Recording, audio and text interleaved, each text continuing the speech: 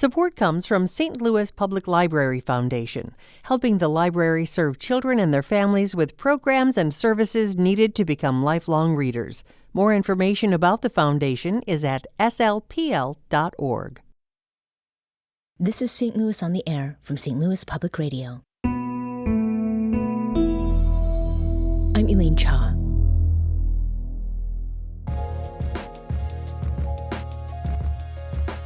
In the midst of protests calling for justice after the killings of Michael Brown Jr. and VonDerrit Myers Jr., Tiffany Robertson, a mother raising her children in the Shaw neighborhood, the same neighborhood where Myers lost his life, took up a very particular cause. By initiating a series of cross-racial conversations, Tiffany hoped to effect positive change in her backyard and her city. It's now been 10 years since that time. That discussion series, Touchy Topics Tuesday, has become an approach that's been tapped to help businesses and organizations across the St. Louis region lead staff in what Tiffany calls intentional integration. Here to share their stories are Tiffany Robertson, founder of Touchy Topics Tuesday, and joining her is Margaret Weck, one of the participants of Touchy Topics Tuesday. Tiffany and Margaret, welcome to the program. Thank you so much, Elaine. It's a pleasure to be here. So, Tiffany, Touchy Topics Tuesday, as we noted in the introduction, it came about after the shooting deaths of Michael Brown Jr. and VonDerrit Myers Jr. and subsequent protests. What specifically, Tiffany, pushed you to have these conversations around race and experiences of Black people? Yeah, so 10 years ago was a lot going on in my life. I had just retired from Bank of America, had just left my corporate job to what I thought was going to be a season of me staying home and raising my daughters, who were at the time 14 and 7. One was a freshman at Metro High School. The other one was, I want to say, maybe second or third grade. Can't really remember. But at the time that these two events happened, my 14-year-old daughter, Alana, it was her response to not necessarily the events themselves, but it was more her response the night that it was announced that the officer would not be indicted. The officer? The officer who was responsible for the Michael Brown killing. Yes. So the night of that announcement, I remember the schools closed. There was this tension in the air. There was already this awareness that something was going to happen. And so my husband, Lionel, and I tried to prepare my daughter for a worst case scenario of him not being indicted, the officer, Darren Wilson. So we were trying to prepare her, and she was 14 and very smart and very insistent that we lived in the world that she grew up in was now post-racial, like we didn't have this racial construct. And she was just adamant that justice would be served in the way that she saw it being served. And so when the indictment came down, my husband and I, she had even insisted on not watching the announcement with us. She wanted to see it somewhere. She was in another part of the house. Yeah, like popcorn and was ready to celebrate and come down and declare her victory to her parents, as most 14-year-olds are. But instead, when the announcement was made, my husband and I were on the first floor of our home. Alana was on the second floor in her room. And there was just a scream that came from her. It was a scream. She was broken. She was heavy. It just, you can feel the shift in her entire being. I could anyway, as her mother. And so that was the kind of the rallying call for me to, I often say that this broke my daughter, this person that I knew and I had tried to raise. She was different. She emerged from the second floor. She was solemn. And there was really no comfort that I could offer her. I knew that her entire world had shifted in that moment.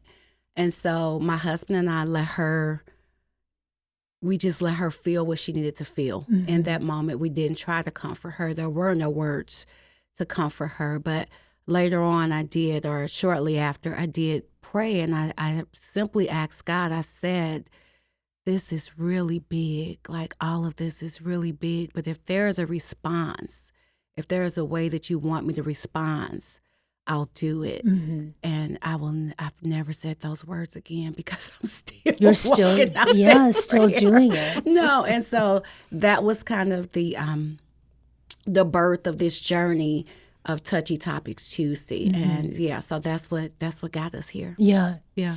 So Margaret, for you, at what point is it that you learned about Touchy Topics Tuesday and became part of it? So my first experience directly with Tiffany and the Touchy Topics Tuesday process happened in the summer of 2019. She got a group together of people who had been through DEI, racial justice training, through what is now Gateway Equity Institute, had a different name at the time. They called it the Facilitating Training process. So people who had been through that process and mixed race group, but then we went through the Touchy Topics Tuesday conversations after that point. Yeah. Was there anything about what you were experiencing? Because between 2019 and 2014, there's quite a span of years. Had you already been having some cross-racial conversation? That was actually the key feature of this that intrigued me. Was I had been engaging in diversity, equity, inclusion work, but I did not have opportunities to actually deeply engage with people of another race. I'm white. I just did not have opportunities to meet people and talk with people deeply about our differential experiences. And I didn't realize how much I craved it until I actually experienced it with Touchy Topics Tuesday. And before we get much further, I'd like to have you describe, Tiffany, why Touchy Topics. Today is Tuesday. That was not at all planned. So spot on. Right. Yes. But what was it about the approach that kind of made it different from maybe DEI kinds of trainings that you had received, for example, in the corporate world? Yeah. So there are a couple of things. Number one, when we first began to talk, there were a lot of DEI people who came to Touchy Topics Tuesday, and one of the things I quickly realized is that the idea of conversation and how we engage was always centered around some type of rules, almost the Robert's Rules of Order, or some type of rules of engagement, and it quickly made people have the conversations according to those rules, like those rules governed what they would say, how it would say it. And so those went out the window. And that kind of contributed to the name Touchy Topics, because if we're going to have this conversation about the things that are happening, like the two events, the events that were catalysts to this, we need to be able to say the quiet part out loud with all the feels, all the emotions, and all of the energy that comes from experiencing this individually and as a community. So one of the aspects of TTT is that the rules are created or yielded out of relationships. So, you know, if you're a parent, you often say, or I often say, rules without a relationship yields rebellion. Like typically people rebel about that. But rules that are born out of the context of a relationship usually yield mutual respect, and it's not something that people have to be reminded of. It's just organically cultivated, and so that's one of the aspects. Another aspect would be the real-time processing, as far as a nuance or a standout factor from diversity. Like you go into diversity trainings, you're right, even in corporate spaces or in organizations, and you're giving all of this information to process. And then you have to go back to work and do the job that you're paid to do. Right. And so you really don't kind of hold that information or hold space for it. You check the box and said, I received it, I heard it, but then it probably goes on a shelf or just somewhere in the back of your brain that's not really activated in those moments. With Touchy Topics Tuesday, we are processing the subject, all of the emotions from all of the participants, in that space around that topic, and that can be, it's very counterintuitive of how we're used to having conversations, especially with a racial context. Right. Margaret, for you, is there a topic that you remember there being a conversation around, and there were those emotions, there was a level of candor or frankness that you had not experienced in other spaces with other approaches? I'm actually trying to think of an instance where it didn't happen. Oh, okay. That was the norm. And that's so.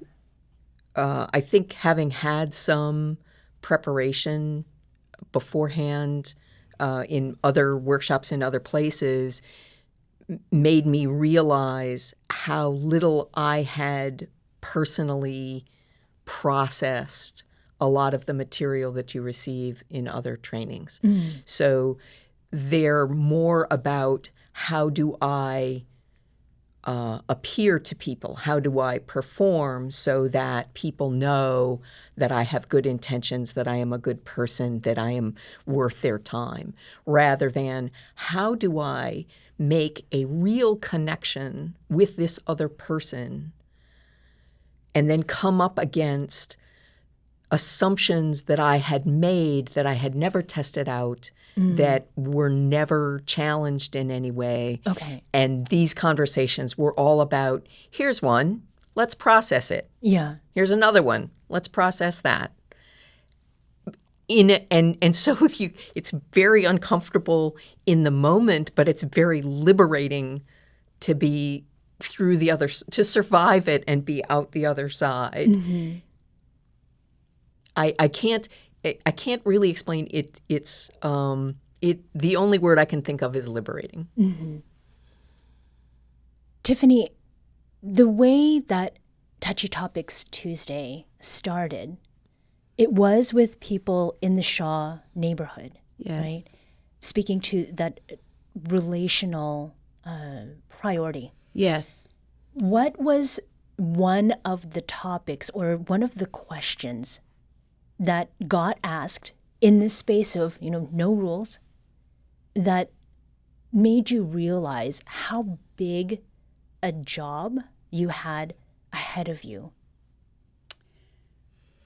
So to Margaret's point, there were many, but I can speak to one specifically that that really set me on a journey of my own learning, of my own personal growth and learning, not just doing this from a communal aspect, but I really had to dig deep and understand what had happened to me in this moment. We were having a particular conversation, and initially I was the only Black person in the conversation. So this was typically maybe a group of 6 to 8, with me being the only Black, or if there was another Black or person of color, we were still the minority in the group. And I just remember there was a woman who said to me, as we were having a conversation around whatever the topic, but she said to me, "You're a credit to your race." And like, there was supposed to be this visceral reaction for me, right? This rejection of the notion that is true, that there was supposed to be that. But what happened when she said that, something on the inside of me took that as I embraced that as a compliment and not a backhanded one. So that was a point for me that's like, wait a minute, what is happening? Why am I accepting this? Why does this feel good to me? Why aren't I upset? I mean, I projected that I was upset because that's what I was supposed to do. But when I started to peel back the layers of what was happening on the inside of me, I had to come to grips with, if all of my life I've been told to stand apart from everything that represents my race or culture or ethnicity, and someone finally recognizes that, then for me it felt like I had arrived. But man, who does that? Mm-hmm. Who acknowledges that part of them exists, and who can actually have that spoken to them and then like take it and kind of process it later and have to deal with that. So that was one of the deeper learning moments for me. Mm-hmm. But there were all type of questions that came up. This gentleman asked, when do Black people train their children to jaywalk? There are a lot of questions that people ask, and some of the questions were not surprising because they were tropes that I had heard about people who look like me or others all of my life. But some of them were very, very new and very surprising for me to have to kind of navigate in that space. Mm-hmm. Margaret, you sighed and drew a very long breath. When we come back after this short break, I want you to talk to us a little bit about that, as well as the assumptions that you mentioned. We will be back shortly after this short break. Stay with us. This is St. Louis on the Air on St. Louis Public Radio.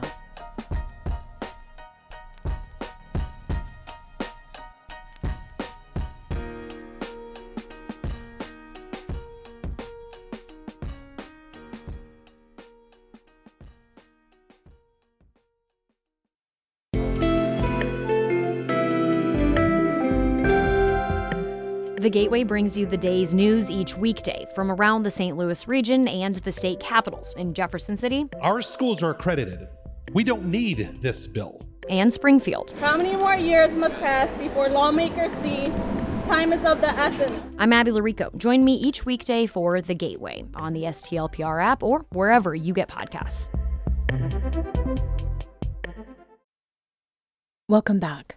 Let's return to our conversation with Tiffany Robertson, founder of Touchy Topics Tuesday, and Margaret Weck, a participant in the Touchy Topics Tuesday series. Touchy Topics Tuesday organizes and facilitates conversations about race and identity to create and strengthen interpersonal relationships. Before the break, I'd asked Tiffany a question about some of the memorable questions that you received and the things that you had experienced sort of early on in the Touchy Topics Tuesday conversations. And you sighed quite deeply, Margaret. Why that reaction? And how is it connected to what you had said about having to challenge or recognize some of the assumptions that you had had previous to being part of this series? So I heard Tiffany talk about a comment that someone had made, which clearly indicated a racial bias and was done in a way that might have been excused away as a joke or something else, a microaggression against her and against her whole race. And I just sighed because once I've engaged in this work with Tiffany, it's sort of like learning how to read. You don't always remember the point at which lines on the page suddenly become words and you can see that they're words. But once you can't stop seeing them. So this whole process has sensitized me to statements that I make as soon as they've left my mouth, hopefully before they leave my mouth, that show my ongoing assumptions and prejudices and unconscious biases, but I see them now everywhere, and I am just so aghast at myself that it took me until into my mid-50s before I could see them at all. Yeah. And now I see them everywhere. And I think to that point and to your earlier question, Elaine, about what's different from TTT, I think acknowledging and bringing those implicit biases to the forefront and making them very explicit in that space, in the TTT space, so that we can arrest them real time. We have to practice. We have to name them and own them somewhere so that we can arrest them real time. So I think that's been a huge part of the journey for participants and myself as well. The drawback, though, is you get so used to saying the quiet part out loud at TTT, you take it to other spaces where that's not the case. Yeah. Is that something that you found, Margaret? Yes, it is. It is not a universal thing. Just because I see these things, the amount, as Tiffany was talking about, you then hear things from people that you have been engaged in relationships with outside of TTT, and then all of a sudden they will say something like this that shows a deeply unprocessed bias of theirs, and then what am I called on to do? So then I have to, in real time, in talking with this person, decide what is my role here? Is my role to, let's put it this way, how do I push this forward to get them to become aware of their biases without, is this relationship important enough?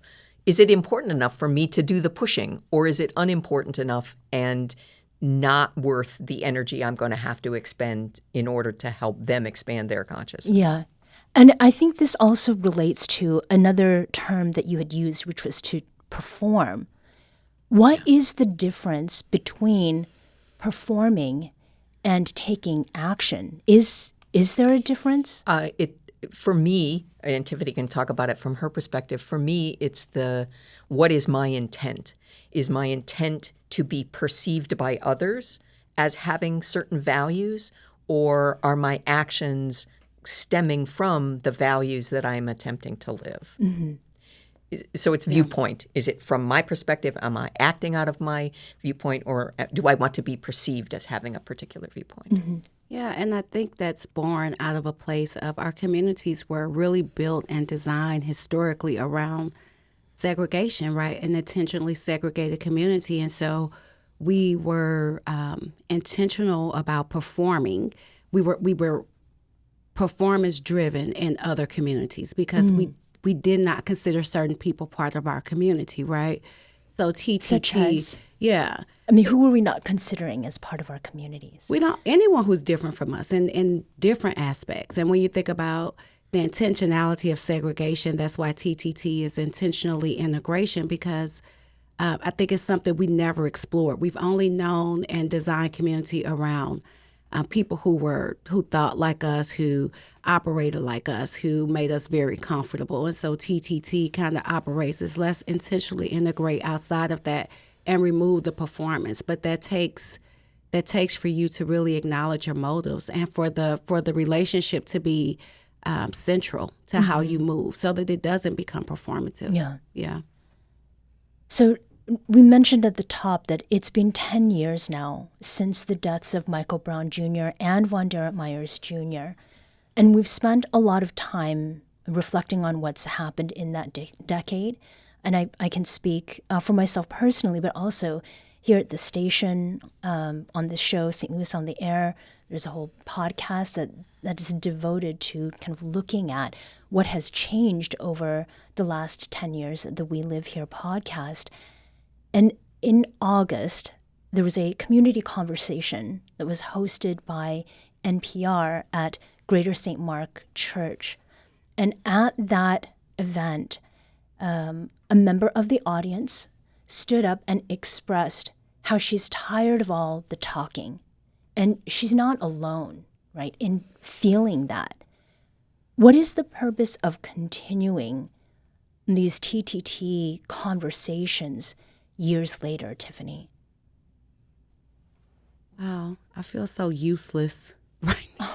I feel complete. No, there is a purpose, and I completely get that point of view, because people don't often see the way that we typically talk and have conversations doesn't move us to increase capacity to build community. It just gives us a lot more information, and that can leave us feeling apathetic instead of motivated to go deeper and do other things. But I think the point in continuing these conversations for me is to really build a different type of community from the micro level that can then add some support to these, what I call the mezzanine and macro levels of systems course correction, so to speak, of really supporting people who are working at systemic levels and at community levels. But without that groundwork, that footwork of just having community of people who are different, people you can synergize with, where you can synergize, and people who you know, okay, I can't tag them in on this issue because they have a different value system related to this, but this thing over here, and I think that's what we're missing. Our value systems we don't get to name them, we don't get to own them, and then we don't get to stay in relationship with others who don't share them all the time. And so that mezzanine level kind of never gets built where we can really start to offer that community support in that level, if that makes sense. Mm-hmm. What benefit, Margaret, do you think there has been in the conversations? I mean, do you feel at this point, compared to 10 years ago, that there is greater awareness among the people you know about how not just to perform like you know what's up, but to actually know and to be very conscientious about learning, about interacting, breaking down assumptions? It varies, obviously, from person to person. I think all I can really speak to is the change that I know that I've felt in myself. Mm-hmm. That Tiffany talks about building capacity. I know in myself I have a greater ability to actively, deliberately engage with people who I know I disagree with and stay in that zone of uncomfortable disagreement longer and work towards finding the common humanity that joins us that then could be used to build something else. Mm-hmm. And so I think the purpose of our talking now, continuing to talk, is about not just changing surface behavior, but changing the curiosity about what it is that has shaped other people to hold positions that are different than mm-hmm. mine, and where is our common humanity, because that's where our solutions are going to come from. Have you been spurned by anyone, Margaret, over the last several years? You said you started in 2019, yeah. But being spurned by someone who later sort of came around to a different place? Well, I was telling Tiffany, my church has a Black Lives Vigil every Saturday, and people will come up and offer their opinions to us mm-hmm. about the whole Black Lives Matter movement. And I have now developed the capacity to stay engaged with that person who comes up with a negative thing mm-hmm. and listen to what it is they have to tell me and make sure I understand what it is they have to tell me, agree with what I can agree with. And I find if I can get to that point where I can find something that we can agree about, that legitimately agree about, not manufacture something, mm-hmm. oh, yes, we all think this, obviously. I can actually get them to look me in the eyes and listen to the next thing that mm-hmm. I say. Was there something else? No, that's that. I think another aspect is this is not just one conversation. These conversations are weekly, and some of the participants we met weekly for 5 years straight. So wow. They stayed engaged. I mean, that was kind of like a marriage, that relationship, mm-hmm. those relationships. Mm-hmm. They were long-term. We spent time with each other's families. Every Tuesday, it had the potential to be contentious, but the relationship bond was so strong that we were committed to the community that we were building mm-hmm. outside of those conversations. That's really important, that the process works because people are committed to not getting offended walking up and walking out of the room, but getting offended, figuring out why they're offended, and expressing what it is about that offended them mm-hmm. to that other person in real time, if at all possible, or the next session. But knowing that you're going to have to come back is what creates the trusting relationship that allows people then to be increasingly more honest as the sessions go on. Mm-hmm.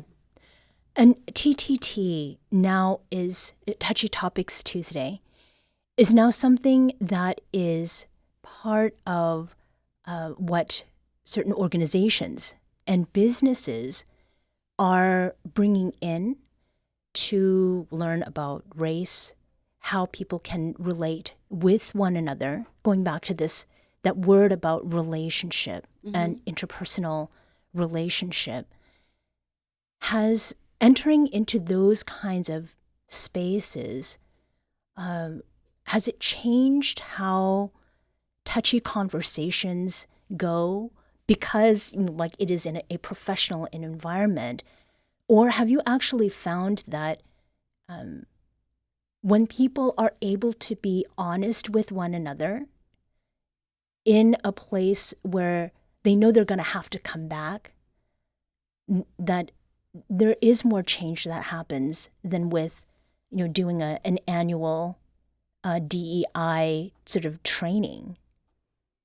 Yeah, I really appreciate that because the participants are vetted, and we still have to consider like power dynamics and structures when we go into an organization or business. Obviously, you don't want to sit there with the person you report directly to and talk about these things. That's going to add a layer of awkwardness that we don't need to. So there is some vetting to it, but for the most part, yes, regardless of whether it's within an organization or people are coming to TTT sessions, if they self-select in or the organization is sending them to the sessions, there is absolutely a shift that occurs. It's transformative in that people become multipliers of this space.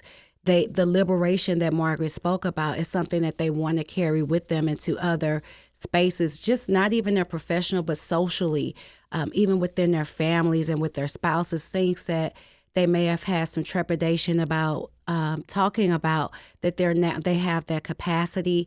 It's uncomfortably necessary that they work through it, and they have some tools and techniques because it's either that or we implode. Like we're gonna have to learn to really coalesce around some things where we can, and we have to figure out what that is, and we have to allow that to work individually and within community. So I think there is a transformative piece to it, that it does shift the atmosphere.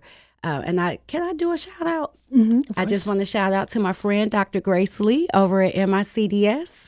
I hope you're listening to me and all of my MICDS cultural competency participants. So thank you. Well, there's clearly a lot more that we could talk about. That's all we have time for today, but thank you each for joining. Tiffany Robertson is the founder of Touchy Topics Tuesday, and Margaret Weck is a participant in the Touchy Topics Tuesday series. Thank you again. Thank you.